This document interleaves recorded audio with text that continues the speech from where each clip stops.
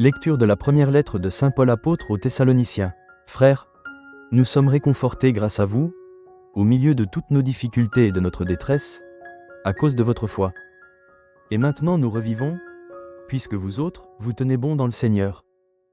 Comment pourrions-nous assez rendre grâce à Dieu à votre sujet, pour toute la joie que nous avons à cause de vous, devant notre Dieu? Nous le prions avec ardeur, jour et nuit, pour que nous puissions revoir votre visage, et compléter ce qui manque à votre foi. Que Dieu lui-même, notre Père, et que notre Seigneur Jésus nous trace le chemin jusqu'à vous. Que le Seigneur vous donne, entre vous et à l'égard de tous les hommes, un amour de plus en plus intense et débordant, comme celui que nous avons pour vous. Et qu'ainsi il affermisse vos cœurs, les rendant irréprochables en sainteté, devant Dieu notre Père, lors de la venue de notre Seigneur Jésus avec tous les saints. Amen. Parole du Seigneur. Nous rendons grâce à Dieu.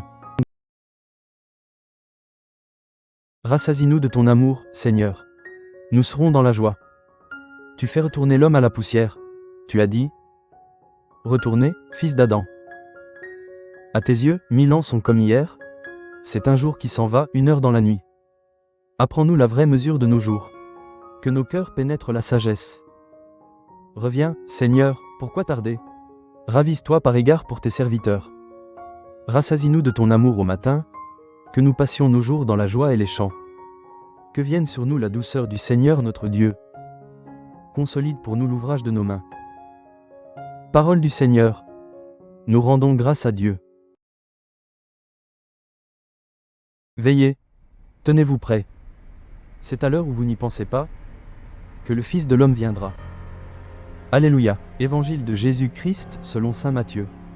En ce temps-là, Jésus disait à ses disciples, veillez, car vous ne savez pas quel jour votre Seigneur vient. Comprenez-le bien. Si le maître de maison avait su à quelle heure de la nuit le voleur viendrait, il aurait veillé et n'aurait pas laissé percer le mur de sa maison. Tenez-vous donc prêts, vous aussi. C'est à l'heure où vous n'y penserez pas que le Fils de l'homme viendra. Que dire du serviteur fidèle et sensé, à qui le maître a confié la charge des gens de sa maison, pour leur donner la nourriture en temps voulu? Heureux ce serviteur, que son maître, en arrivant, trouvera en train d'agir ainsi. Amen, je vous le déclare. Il l'établira sur tous ses biens. Mais si ce mauvais serviteur se dit en lui-même, mon maître tarde, et s'il se met à frapper ses compagnons, s'il mange et boit avec les ivrognes, alors quand le maître viendra, le jour où son serviteur ne s'y attend pas, et à l'heure qu'il ne connaît pas, il l'écartera, et lui fera partager le sort des hypocrites. Là, il y aura des pleurs et des grincements de dents.